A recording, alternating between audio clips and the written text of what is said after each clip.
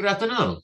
Welcome to Community and Technology, where we connect the global community with news, information, and resources that will help improve your life. I'm Stu Reid. Here's my co-host, Dave Burstein. Hey, Dave. Hello. What's going on, Davey? Do you know what an AI PC is? Not exactly. We talked about it a little bit last week. My understanding is it's a PC that records everything that you do on the PC. Is that what it That's is? actually a separate story. That's Okay. Microsoft Recall. Okay. But So the what's AI the IP? PC does a big push for Microsoft. And when I asked you, do you know what it is? I expected you to say, probably not. Mm-hmm. And I said, neither does anybody else know what it is.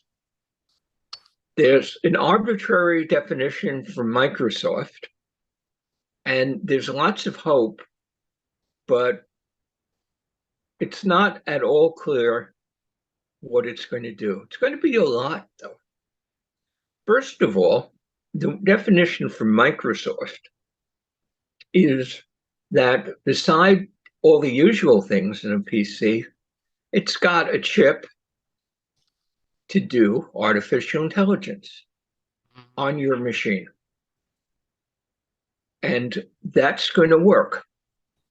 That's good in a lot of ways because if you keep things on your machine, it's harder for Google or Huawei or Microsoft to be knowing everything you do. Although Microsoft has an alternative for that, we'll get to, which they call Recall PC. It will make your pictures much better. We know that because almost all the phones these days, certainly all the ones that are more expensive, have AI built in because the phone makers are using it for their cameras. Mm-hmm. So I mean, it improves picture quality, Dave. AI does. I don't know. I know that you can manipulate the photos. You see the ads on TV where the dad's throwing his kid in the air and another kid is jumping in the air, and you can kind of exaggerate the movements and the activities. But now, does it actually improve the picture quality itself as well? Absolutely. Okay. It used to be, well, there's two general types or two ways that happens. One of them is that when you have the sensor, the image from the sensor is not what you want to get in the photo.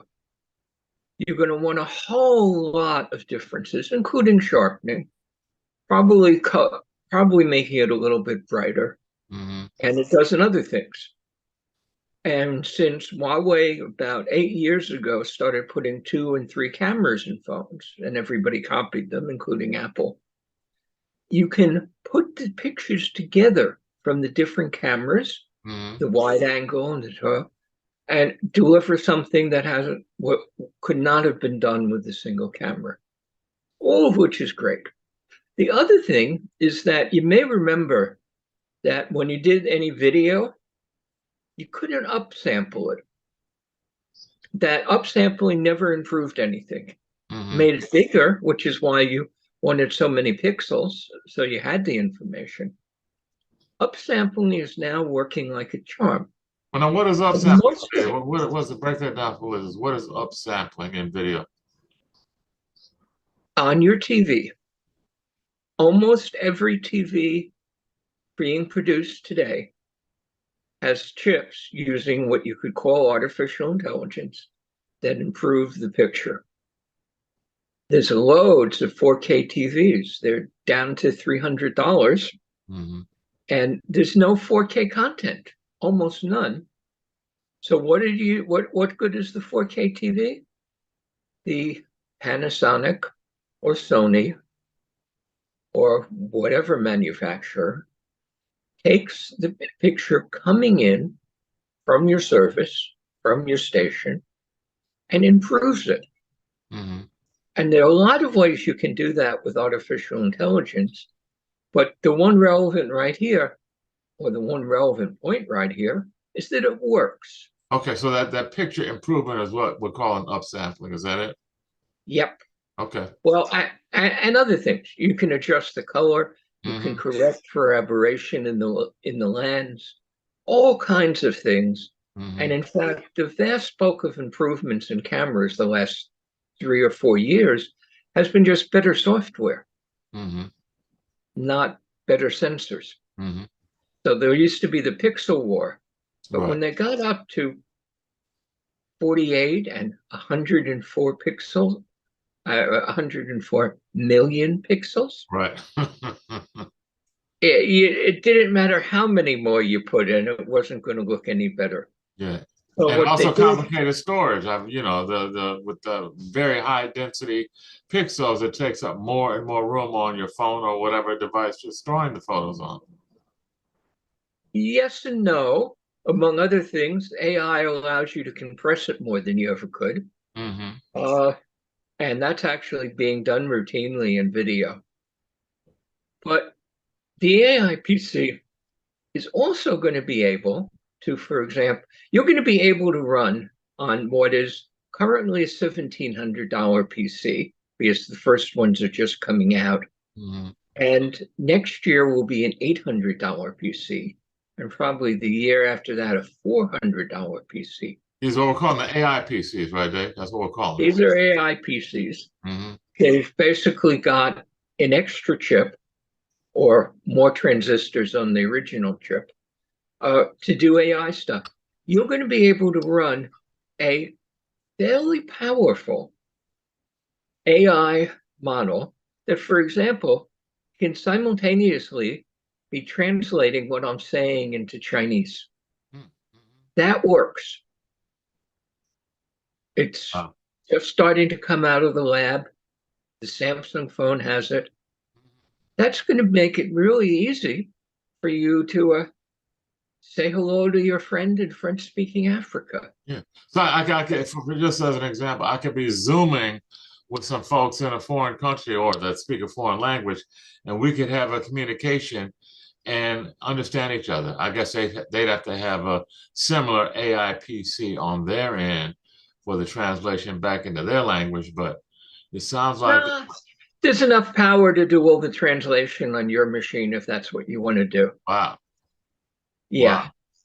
So that's, that is coming. mm, Microsoft and the PC makers think it's going to make people buy new PCs. hmm. We'll see, because PC sales have been down. Yeah, they've A been lot waiting of for a people. long time looking for whatever the new, for the longest they were selling the operating system, Microsoft, operating system and trying to market, oh, get the latest Microsoft 10 or whatever, but that kind of played out years ago. So this sounds like the new best thing for PCs. Well, the manufacturers certainly hope so. They Hmm. want to sell you a lot more of them, and that's probably going to happen. Wow. So you're saying, Dave, so something's coming out this year or is just not hitting the market with the AI PC? Just now hitting the market. Mm-hmm. Microsoft had the announcement 3 weeks ago and had some models that were ready to ship. Mm-hmm. And it's going to be built into everything but the cheapest PC soon because it turns out it doesn't need that much. You can do it with one chip and a Uh-huh. little bit more memory.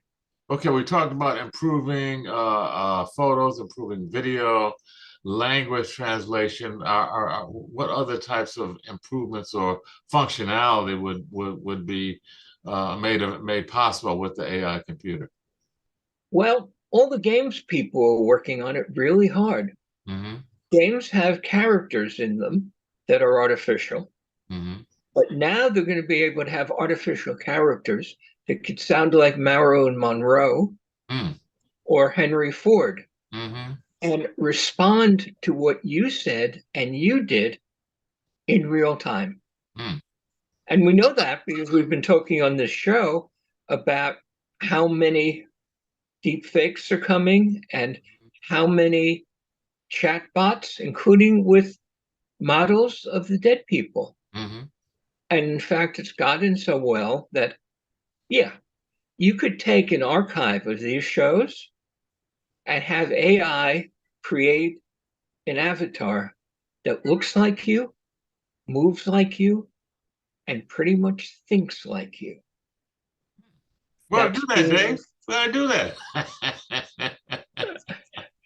well, I think you talked about some people who are doing it for the dead. Yeah, yeah. Wow. Yeah. So, I mean, so it sounds kind of interesting, this AI computer stuff that's coming down the pike. What's the downside? Is there a downside, or other than, spending more money and rising prices? Well, one of the downside is when you make your machine smarter, Microsoft is putting on a new feature they call recall. Hmm. Every 5 seconds, it takes a picture of your screen.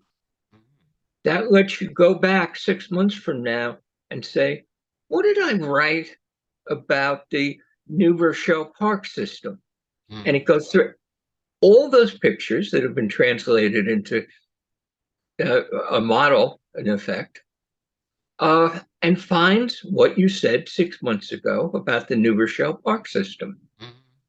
That sounds good, but think of that as the massive surveillance.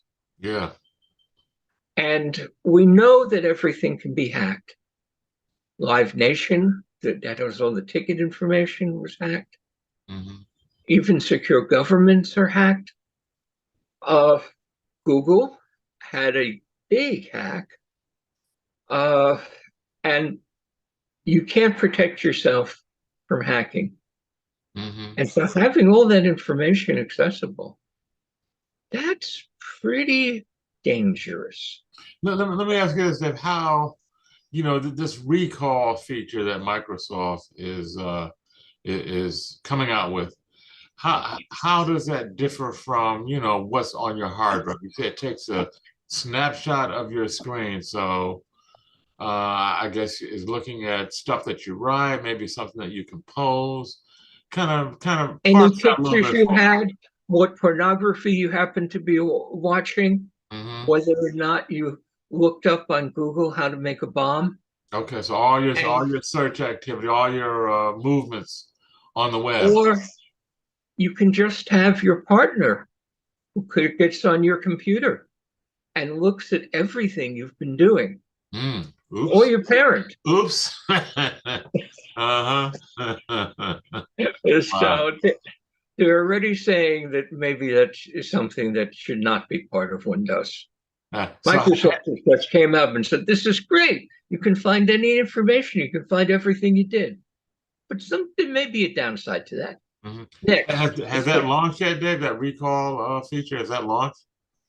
it was demoed by Microsoft 2 weeks ago. Hmm. I don't know whether it's shipping yet. Hmm. Okay. Uh, Now, speaking of hacking, phones are being hacked right and left now, both Apple and Android. Hmm. Lots of it.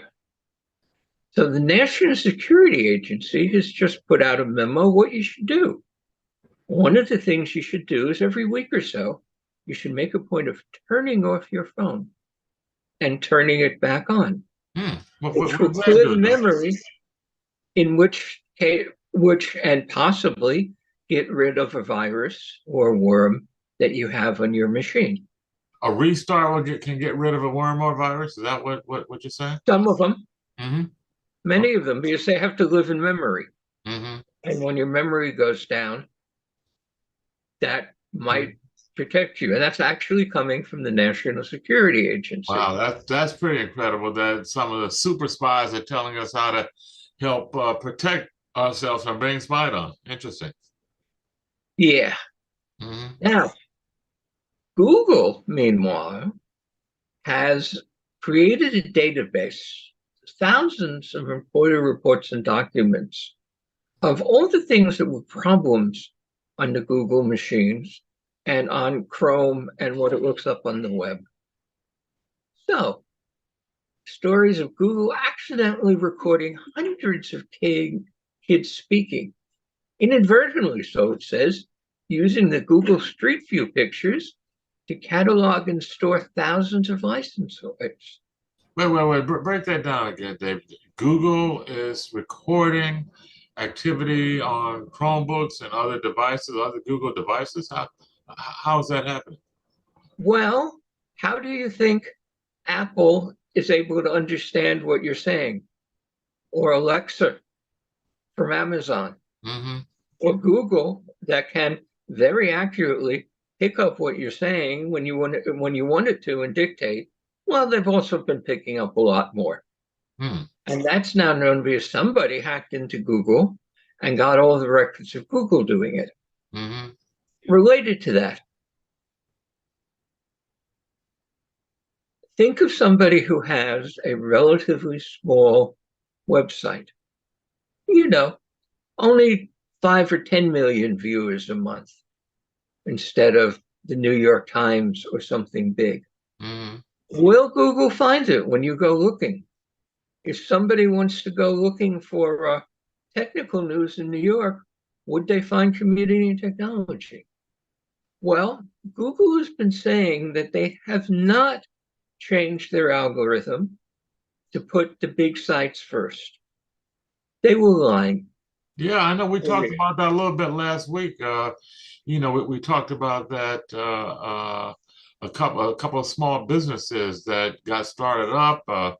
One that had an air freshener product and grew to a pretty decent size, and then Google changed the algorithm, and all of a sudden that company disappeared from searches. So now Google is denying that, or what's the Google story there? is now Google has been denying that their change favored the big sites. Mm-hmm.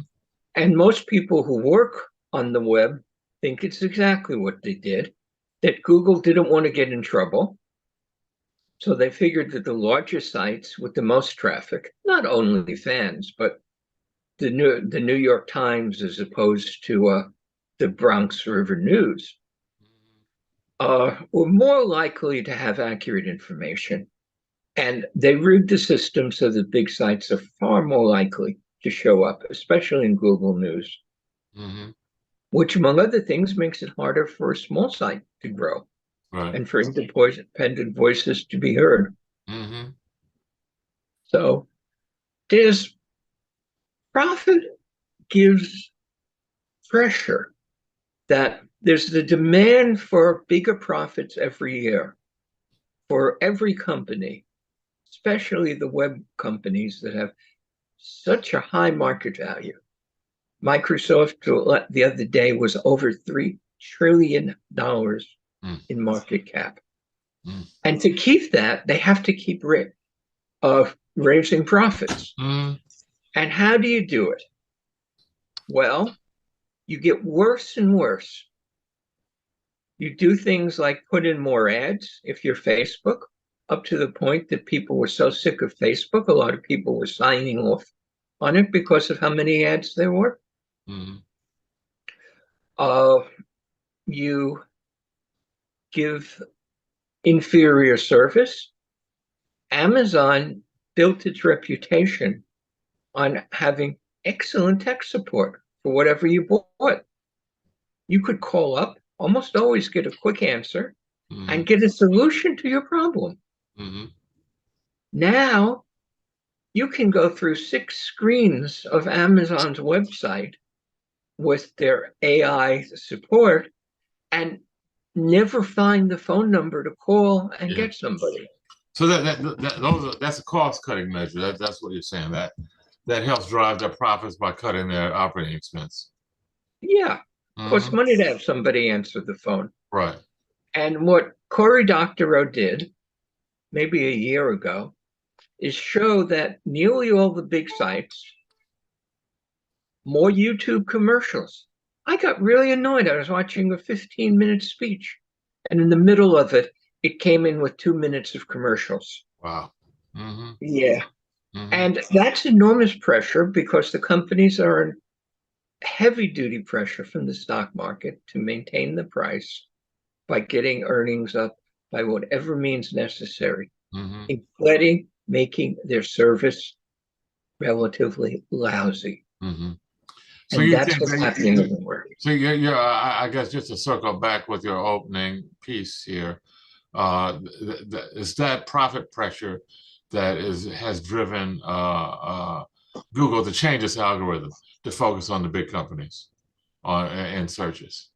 Well, that may not be the profit pressure. That particular one might be they were scared of having information out there that people would think is ridiculous. Hmm.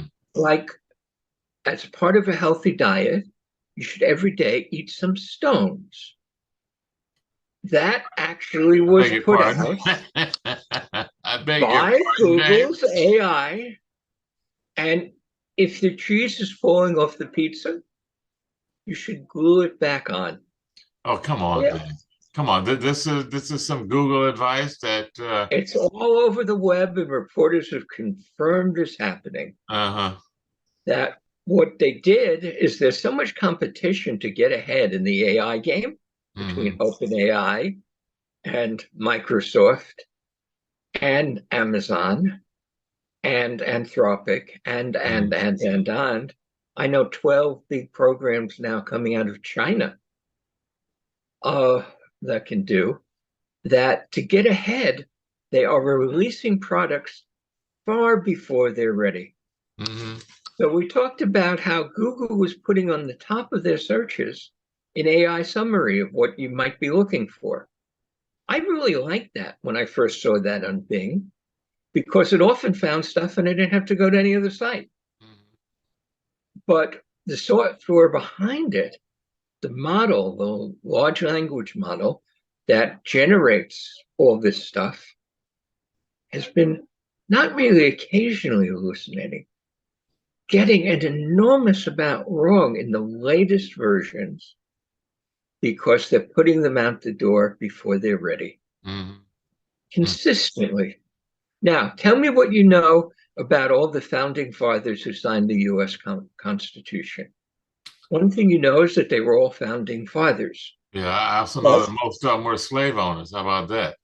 many of them were slave owners, Hmm. and they were all white. Oh, without a doubt. White and men. No women either. But not when Dolly, or Google's equivalent, made a picture, asked for a picture of the founding fathers of the United States. Well, it had a black person in it Oh, come on. because Google was trying to overcome their bias against black people. So they had a team working on it that put more black people in without, because they didn't have the time, without noticing that that was giving black people among the US founding fathers, and we're not talking about Crispus Attucks. And they also did it for Nazi troops. Oh, get out of here, Dave. Yeah, and that was This is just, all under the guise of diversification and inclusion, I suppose, huh? They're going to just yeah, rewrite history. That's what it sounds like. they did by accident. Yeah, okay, well. They didn't check it out that it was Hmm. realistic and made sense because it takes an awful lot of time and people and money to check things like that. Hmm. Hmm. And when OpenAI was ready to release their GPT 4.0, because Google, they knew that Google on Tuesday was going to release all their new stuff. Hmm. So they on Monday came up with their new stuff Hmm. before Google was trying to catch the Wow. news cycle. And in both of them, they're having many, many mistakes like that Hmm. because they haven't had time to do basic quality assurance.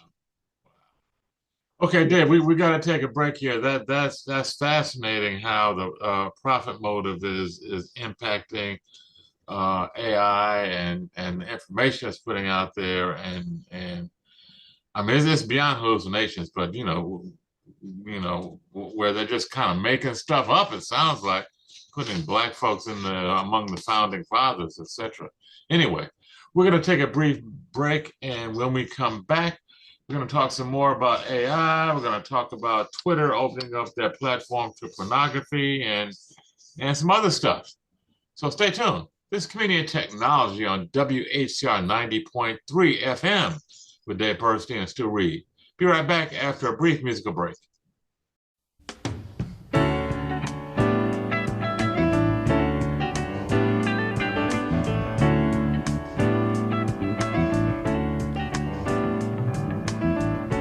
I'm gonna take myself a piece of sunshine and paint it all over my sky, yeah. Be no rain.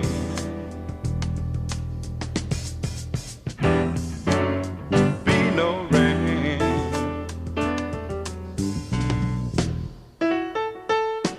I'm gonna take the song from every bird and make them sing it just for me, yeah. Birds got something to teach us all about being free, yeah. Be no rain.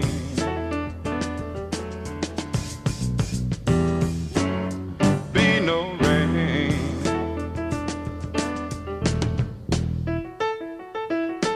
And I think I'll call it morning from now on.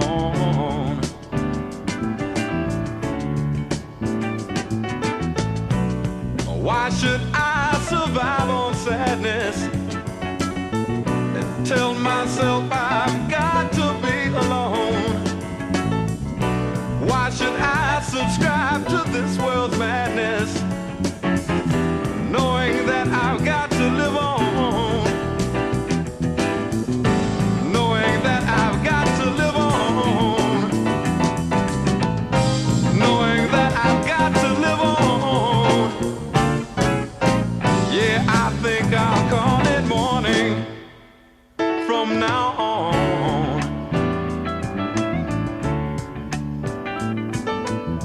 I'm gonna take myself a piece of sunshine and paint it all over my sky, yeah.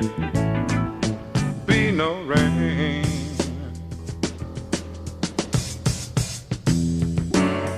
Be no rain.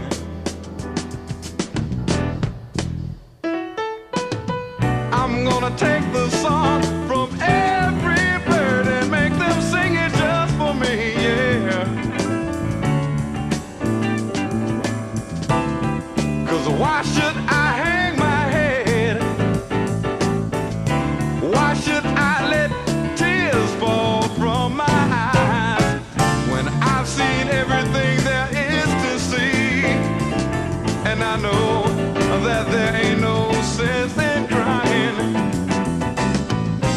I know there ain't no sense in crying. Yeah, I think I'll call it morning from now on, yeah. I'll call it morning from now on, yeah.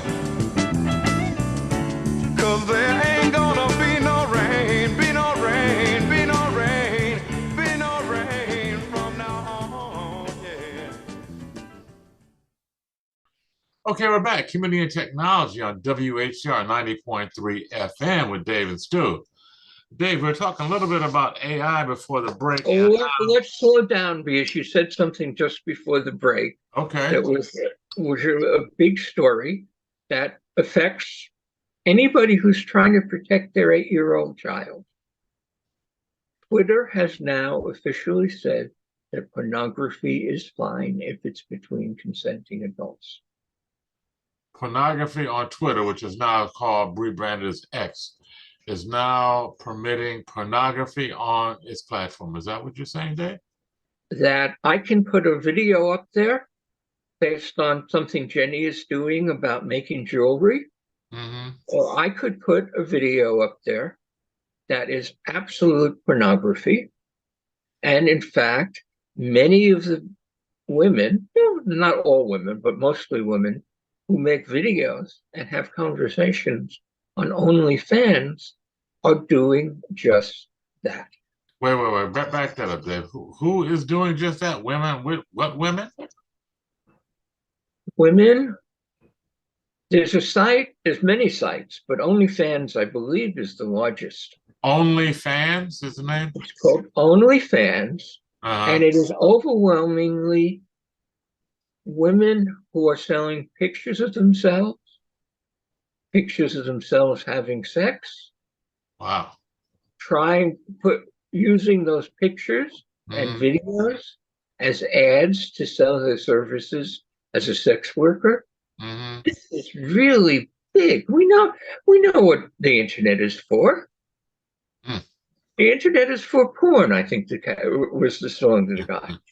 No, Now no, it turns how, out that how does that work on Twitter, Dave? I mean, folks that are in the sex business that are selling imagery and or videos, what can they do now with Twitter that they couldn't do before? well, it turns out that they've been doing it for a while because Twitter hadn't been enforcing any rules against it. Hmm. Okay. But Twitter just came out with new terms of service that made it explicit. Hmm. Now, child pornography is illegal in the United States, so you can't do child pornography. And sending pornography to somebody under 21 is illegal in the United States. That's why all the porn sites ask, are you 21 or higher? Nobody is checking that kind of thing on Twitter. Hmm. Any 8-year-old kid can get on Twitter and go looking for whatever you want. And if the hashtag is gay sex in New York, they'll find it. Hmm. Now, that's actually, as I say, apparently, according to the news stories, there's been a lot of it. And I'm an hour a day on Twitter. I've never bumped into it. I got a lot of spam, and some of those are with semi-pornographic pictures, but never video and never the big commercial stuff. Now, can That folks is receive that, not on Dave, Twitter. without looking for it? Can it show up somehow on their feed or in their inbox or on their phone without them actually seeking it out? How does that work? Apparently not. I go through hundreds of tweets every day because that's where the good information on AI is. And I've never bumped into it by accident. I didn't even know there was porn on Mhm. Twitter. Soft porn pictures coming as part of the spam, yeah, but sure. But that's why we say these are things that are a worry.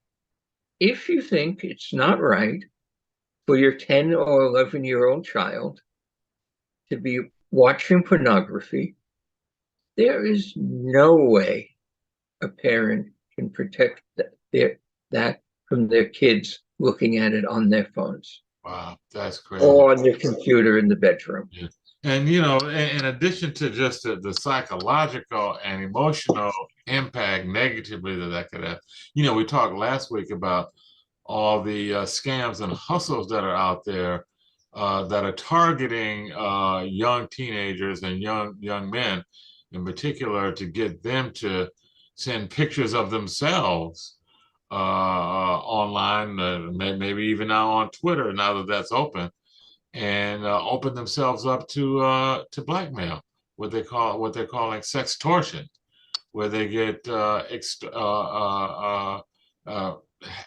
extorted to send in money.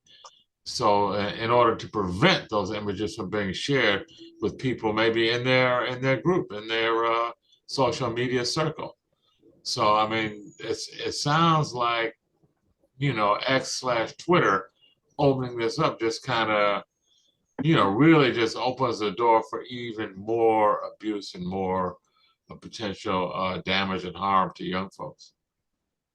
Billie Eilish, the singer, not long ago said, and that's why I said 10 or 11, that when she was 10 and 11, her friends showed her lots of pornography, and she said it really fouled her up for years. Now, I think the society shouldn't be afraid of sexuality, and kids should be able to deal with it, but clearly that's not true. Now, second, how many Black women are beautiful? All of them.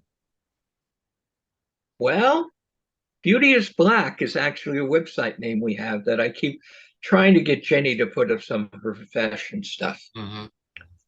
But what do you think you're going to get if you go to all the big LLMs, OpenAI, Anthropic, Perplexity, and say, draw me a picture of a beautiful woman?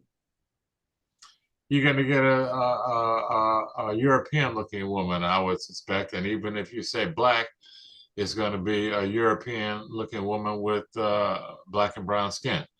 That's what the general media sells. I don't know what the AI models are pushing out.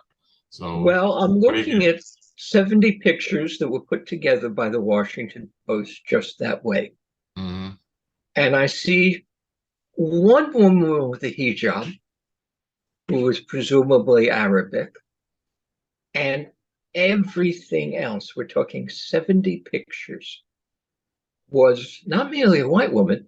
Almost all of them had long dark hair, which men think generally is beautiful, and a figure that you would never see in real life unless you're looking at a Barbie doll. You compressed waves. And that was everything that they got from the LLMs when they asked in different ways for pictures of women, Well, beautiful women. LLM is a large language model, which is the software behind all the AI stuff. Yep. So, And this is a so Dave, what is that? Is that the white men's bias being built into the system? I mean, because certainly, we poll most black men that, that's not what we would want to look at. White men, white women with long dark hair. I mean, that's not our conception of beauty. So how does that happen that that's what these models are putting out? that turns out to be what is most common on the web. And how does OpenAI figure out what to tell you or what to draw for you? Mm-hmm. It looks on the web, it looks at what people are doing there. It has some really fancy math to go through literally hundreds of billions of websites to see what seems to be related to what, and use that to figure out, as we know, usually remarkably accurate guesses onto what you wanted to say. But the biases, as we've been reporting for years, strong. And this is just one of the most dramatic examples I've seen. I scrolled down the screen a little bit. Dave. I mean, I would think that, in this day and age, there would be some sort of correction based, built into the algorithm where they looked at websites, from the third world, from black and brown countries and from black and brown websites that took that into account. That's kind of startling, disappointing. Well, Google is trying to do that. Mm-hmm. Have more pictures of black people. Oh, that's why they put the black guy into the founding fathers picture. Okay. That was exactly what they were trying to do. They had, I don't know, two 22-year-olds just out of college working as programmers at Google, trying to find a simple way to get more black people there, that it's more representative. And they did it so carelessly. You had all these black Nazis and black founding fathers of the United States. Okay, I scrolled down the screen a little bit at the Washington Post, and I see one black woman out of about 70 and several Asian looking women that weren't in the first screen, which had 40 or 50 women. But it's overwhelmingly one appearance, one group of people. Now, have you ever heard somebody say, when I was a black girl, I realized I could be a dancer because I saw Judith Jameson? Or I realized I could be a television actor because I saw Bill Cosby. Or I realized I could be a gymnast because I saw Simone Biles. That seems to be a very powerful thing for people. They want to see themselves on TV. And same thing is true on the web. If you only see people who don't look like you, you will not understand what your possibilities are. Yeah, we fought for decades to get images of black and brown folks in the major media, TV in particular, You remember the experiment many decades ago by the black psychologist where he asked young girls what kind of doll they preferred, a black doll or a white doll, and many a large proportion, the predominant proportion of young black kids picked out white dolls because those were the images that they saw that were powerful, that were predominant, and that were all over the media. And it's amazing that 50, 60 years later, we're seeing it repeated all over again on the internet. Well, I was actually amazed that it was so extreme. Mm-hmm. But as I say, I've got dozens of photos in front of me on the website of the Washington Post, Mm-hmm. who did an article about this. Bias is very strong on the web. Disinformation and lies are very strong. I think we have a story that you put on about Google finding some disinformation out there. Which one was that? I've got it here. Google and Microsoft just put out press releases that they were finding and blocking political disinformation being said in many languages with a huge volume from Russia, China, and Iran, in particular, trying to put out lies about what was going on in Ukraine because they wanted to sway opinion about the war between Russia and Ukraine. So what are they doing? Loads. Are they, are they just monitoring or are they filtering? The big ones, I think it was Microsoft and Google I just saw this week, have a lot of filters for that. But we know filters don't work all the time, especially when, in order to get those lies out there, the group in Russia was creating a slew of websites that looked like news websites and called themselves news websites and had propaganda. Now, I am sure there is somebody in the Pentagon or the NSA who is doing the same thing in the other direction. Yeah. It didn't happen to come up. But this is one of the things that we have to warn people about. There are lies and there are deep fakes, and they're both getting better and better and easier and cheaper to produce. Yeah. So, of course, the Secret Service of every country is using this. Well, David, we know when you look at the international scene, we know that there's a lot of stuff going on in the Trump election in 2016. A lot of meddling by the Russians, and probably in the 2020 election as well. So, that's something we're going to have to keep a really close eye on, and certainly encourage our viewers to be very careful and selective with how they look at and consume information on the web as we get closer to the November election, because I can imagine that disinformation is going to ramp up exponentially over the next 4 or 5 months. It just happened. Mm-hmm. India has just had the largest election in history. The results were surprising. Modi did not get a majority. That's But the in that incumbent. election, That's the incumbent, Modi. Mm-hmm. yeah, and he was expected in all the polls to do really well. Mm-hmm. But he came in much less, and is going to have to combine with another party to control parliament, Mm-hmm. or not.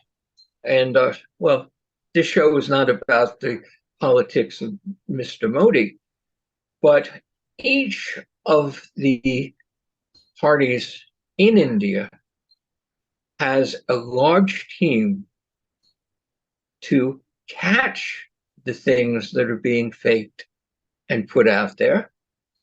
They have another large team that is making fakes with the approval of the politician to make them look good, among other things, speaking in a dozen different languages. Because Wow. India has dozens of Mhm. languages, Mhm. some of which have tens and hundreds of millions of people. But And how do you effectively alert people, Dave? I mean, this is just kind of a really open-ended question, but how can you effectively alert people to deep fakes? I mean, how can that happen? How can you not look like a faker yourself by raising those concerns? How can that realistically work? well, the only advice that I've seen that is likely to work is only believe something whose source you know. Hmm. That unless it got hacked, the New York Times probably is telling the truth as they know it. Hmm. For that matter, Fox News is usually telling the truth as they know it. Yeah, as they know it in quotes. Hmm. But you have to look now. When you see something, you have to look where it came from. Hmm.